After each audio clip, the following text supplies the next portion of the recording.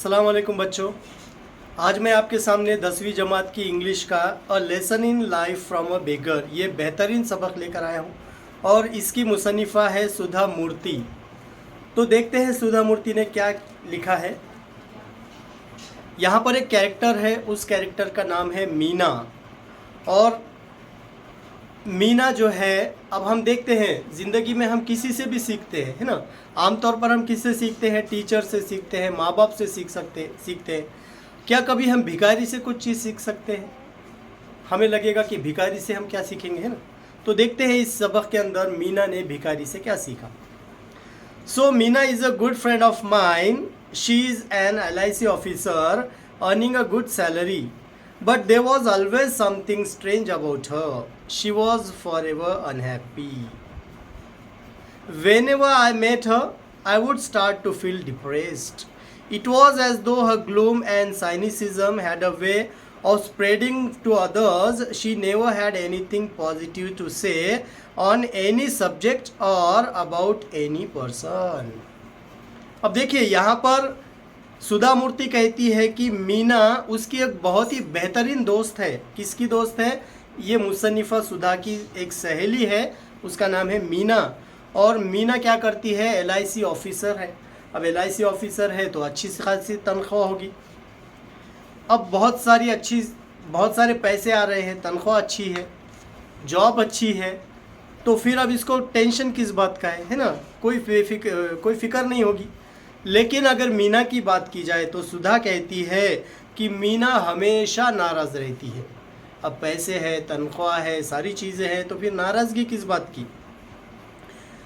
तो सुधा कहती है कि जब भी वो मीना से मिलती है तो सुधा को खुद डिप्रेशन आता है। डिप्रेशन एक ऐसे जहनी कवायफ रहती है जिसके अंदर हम नाराज़गी फील करते हैं, हमेशा उदासी फील करते हैं। तो मीना से जब भी सुधा मिलती है तो वो हमेशा उदास महसूस करती है। क्यों होता है ऐसा? क्योंकि मीना एक निगेटिव कैरेक्टर है। मीना हमेशा जो है तो नाराज़ रहती है। अब अगर खुशहाल शख्स के साथ अगर हम रहेंगे तो हम भी जो है तो खुशी महसूस करेंगे, लेकिन उदास शख्स के साथ अगर हम रहेंगे तो हमारे इसमें भी वो उदासी छा जाती है। तो इसी तरह सुधा के साथ भी होता है। और वो कहती है कि मीना के पास कोई भी टॉपिक हो, वो कभी भी उसके बारे में सिर्फ़ और सिर्फ निगेटिव ही बात करेगी, यानी सिर्फ मनफी बात करेगी। मुस्बत बात करने के लिए कोई उसके पास टॉपिक ही नहीं होता है। For example, I might say to her, Meena, did you know Rakesh has come first in his school? Meena's immediate response would be belittle the achievement. Naturally, his father is a school teacher, she would say. अब मिसाल के तौर पे सुधा कहती है मीना से कि मीना देखो राकेश ने कितने अच्छे मार्क्स लेकर आए हैं। तो मीना कहती है फ़ौरन, तो क्या हुआ? उसके माँ बाप टीचर है, वो लाने ही वाला है, मतलब उसने कॉपी की होगी। यानी यहाँ पर वो राकेश को जो है पॉजिटिव रिमार्क्स नहीं देना चाहती है, निगेटिव रिमार्क देती है, क्योंकि उसके माँ बाप टीचर है, उस वजह से उसको अच्छे मार्क्स आए। If I said Meena, Shweta is a very beautiful girl, isn't she? Meena would be pessimistic. When a pony is young he looks handsome. It is age that matters. Wait for some time, Shweta will be uglier than anyone you know. अब दूसरी मिसाल सुधा देती है कि वो मीना से कहती है कि मीना देखो श्वेता कितनी खूबसूरत बच्ची है। तो मीना फ़ौरन कह देती है, तो क्या हुआ? सुअर का बच्चा भी बचपन में बहुत खूबसूरत लगता है, और जब वो बड़ा होता है तब बदसूरत लगता है, तो श्वेता भी जब बड़ी होगी तब बदसूरत बनेगी। इस तरह से हमेशा कंप्लेन या किसी भी चीज़ में निगेटिव बात जो है तो मीना ढूंढती है। Meena, it's a beautiful day, let's go for a walk. No, the sun is hot and I get tired if I walk too much. Besides, who says walking is a good for health? There is no proof. और सुधा कहती है कि मीना चलो कहीं पर जो है तो सैर करने जाते हैं, क्योंकि खूबसूरत दिन है।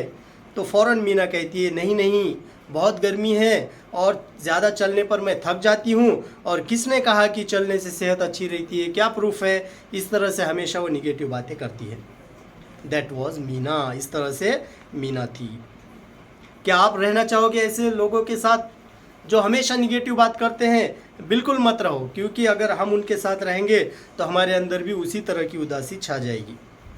She stayed alone in an apartment as her parents lived in Delhi. She was an only child and had the habit of complaining about anything and everything.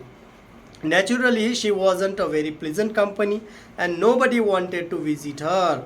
Then one day, Meena was transferred to Bombay and soon we all forgot about her. अब मीना दिल्ली के अंदर, क्योंकि LIC officer थी वो, तो दिल्ली के अंदर एक अपार्टमेंट में रहती थी, अकेली रहती थी क्योंकि उसके माँ बाप जो है तो दूसरे गांव में रहते थे। उसके माँ बाप दिल्ली में रहते थे, है ना, और मीना बेंगलोर में LIC ऑफिसर थी। तो अपार्टमेंट में अकेली रहती थी और हर चीज़ की कंप्लेन करने की वजह से, शिकायतें करने की वजह से उसके कोई अच्छे खासे दोस्त भी नहीं थे, क्योंकि इस तरह के कंपनी में कोई नहीं रहना चाहेगा। उसके बाद बेंगलोर से मीना का ट्रांसफ़र मुंबई को हो जाता है और ये दोनों सहेलियाँ बिछड़ जाते हैं और फिर वो मीना के बारे में बहुत सारा भूल जाती है। Many years later, I found myself caught in the rain at Bombay's Flora Fountain. It was pouring and I didn't have an umbrella.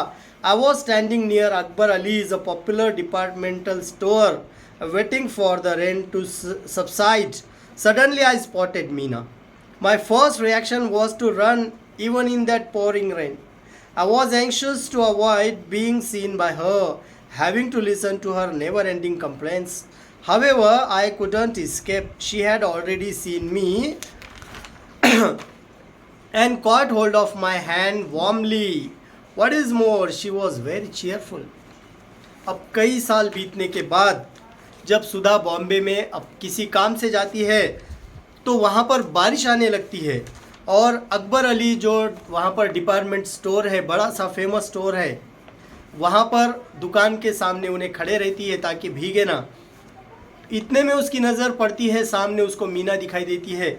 अब काफ़ी दिनों के बाद सहेली दिखने पर उसको लगता है कि दौड़ते हुए जाए और उस सहेली को जो है तो गले लगाया जाए, उससे बातें की जाए, लेकिन फ़ौरन उसको याद आता है कि नहीं, मीना हमेशा कंप्लेन करती है, अभी भी किसी के बारे में कंप्लेन करेगी और मूड ख़राब करेगी। इस वजह से वो क्या करती है, वहाँ पर नहीं जाती है। लेकिन उसका कुछ फ़ायदा नहीं होता है। मीना की नज़र सुधा पर पड़ती है और मीना सुधा के पास दौड़ी चली आती है। और कमाल की बात क्या है कि मीना आज बहुत ही खुश लग रही है। Hey, I am really excited, it is nice to meet all friends, what are you doing here. तो मीना उसको कहती है कि अरे सुधा, बहुत अच्छा लगा तुम्हें देखकर और अच्छा लगता है पुराने सहेलियाँ दोस्त जब मिलते हैं, और तुम यहाँ पर क्या कर रही हो। I explained that I was in Bombay on an official work. Then stay with me tonight. Let us chat. Do you know that old friends and memories are precious and rare? तो मीना कहती है, सुधा कहती है कि वो बॉम्बे में उसके office के काम से आई है।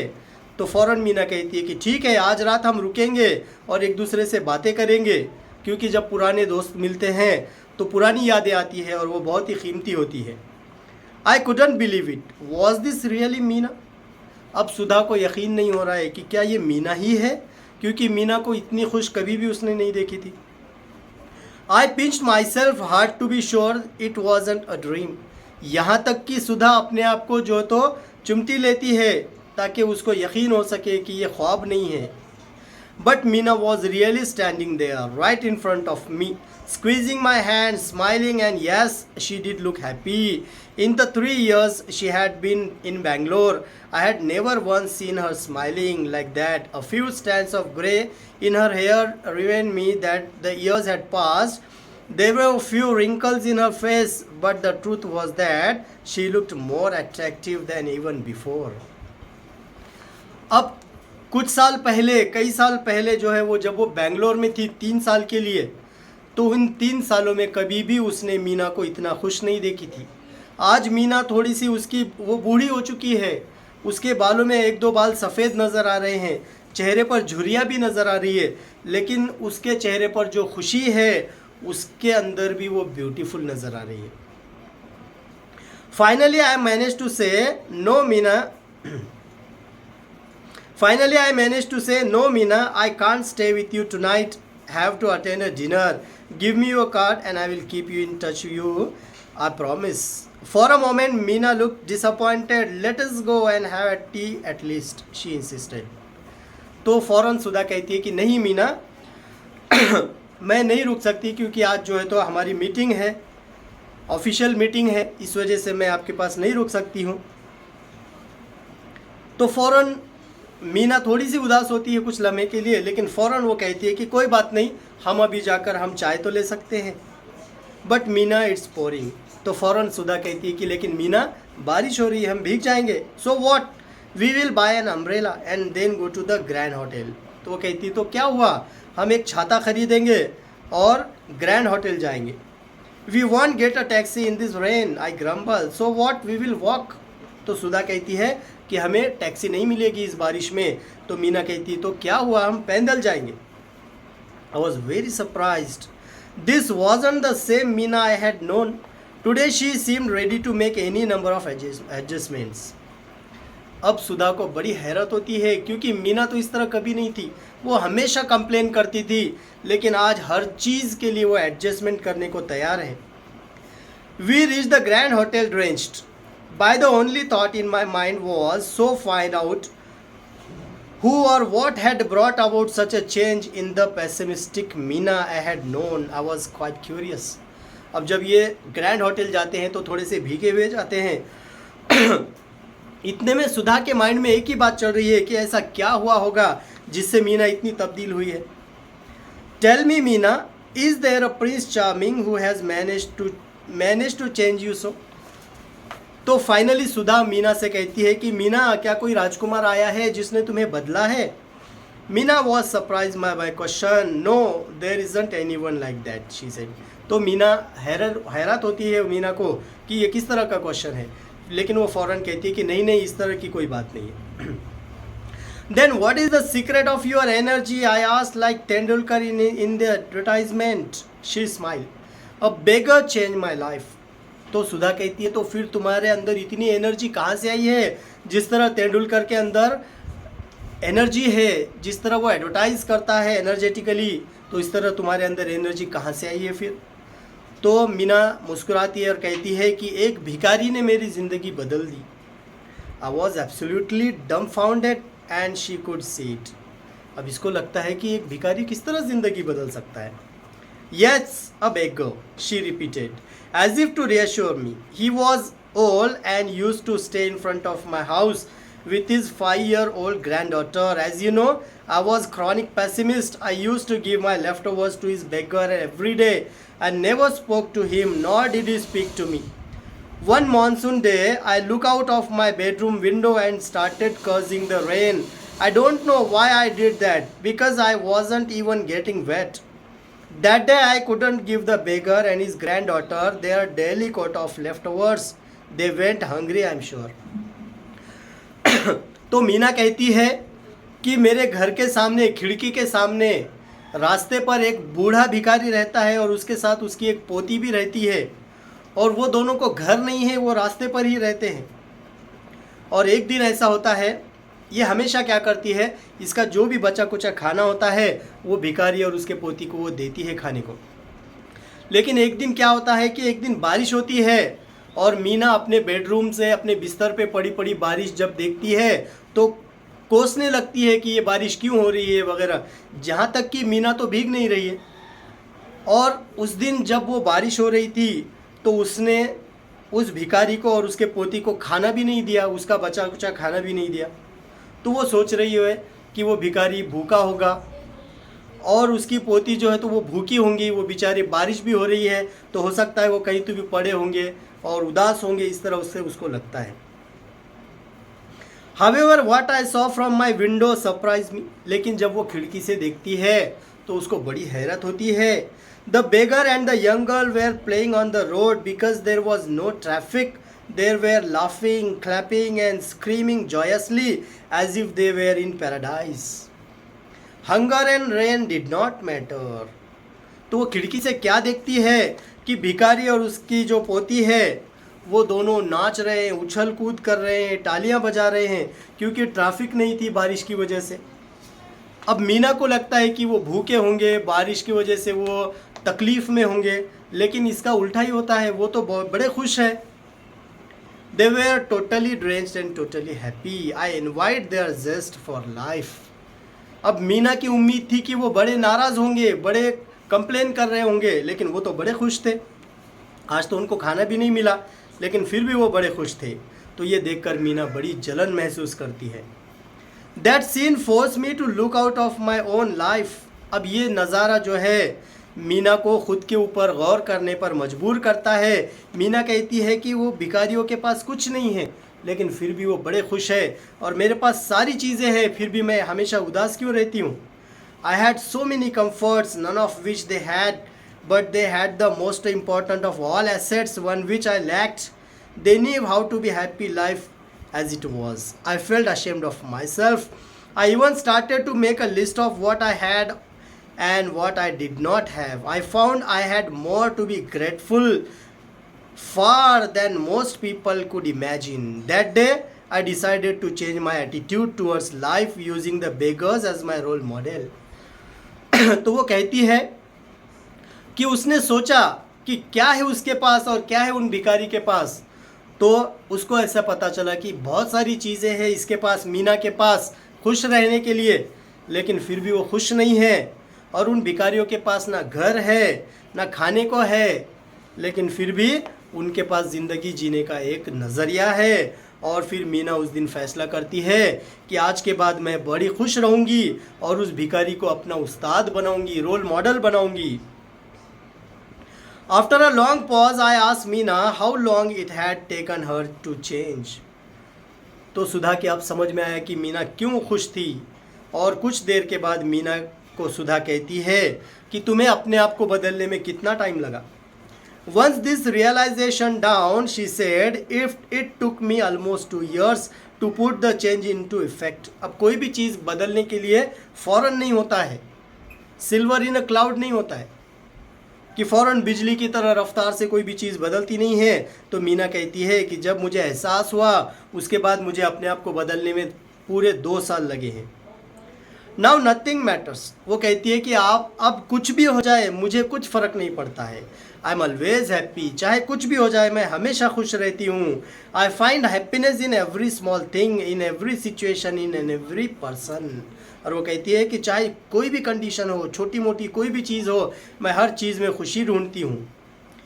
डिड यू गिव एनी गुरु दक्षिणा to your Guru, I asked. तो सुधा कहती है कि अब जब तुम्हारा वो भिखारी तुम्हारा गुरु बन चुका है तो गुरु को गुरु दक्षिणा दी जाती है, तो तुमने उस भिखारी को, उस गुरु को क्या गुरु दक्षिणा दी है। No unfortunately by this time I understood things, he was dead. तो वो कहती है कि नहीं, बदकिस्मती से मैं उसको गुरु दक्षिणा नहीं दे सकी, क्योंकि जब तक मुझे एहसास हुआ तब तक उसका इंतकाल हो चुका था। But I sponsored his granddaughter to a boarding school as a mark of the respect to him. लेकिन मैंने उसके पोती को जो है एक बोर्डिंग स्कूल के अंदर दाखिला दिलाया है, और उसकी तालीम का खर्च मैं उठा रही हूँ ताकि मैं अपने गुरु की गुरु दक्षिणा दे सकूँ। इस तरह से one of the best lesson है सुधा मूर्ति इंडियन राइटर की तरफ से, a lesson in life from a beggar. हमें भी बहुत कुछ सीखने को मिलता है इस सबक से, क्योंकि हम भी जो है तो हमारे पास भी बहुत सारी चीज़ें हैं जिससे हम खुश रह सकते हैं। हमारे पास वो चीज़ें हैं जिसको लोग बहुत तरसते हैं, लेकिन फिर भी हम उदास रहते हैं। तो हम इस सबक से सीख सकते हैं कि हम भी अपनी लाइफ में छोटी छोटी बड़ी बड़ी कोई भी चीज़ हो, उससे हमें खुशियाँ हासिल करनी चाहिए। ठीक है दोस्तों, अगले सबक में हम मिलते हैं। अल्लाह हाफिज़।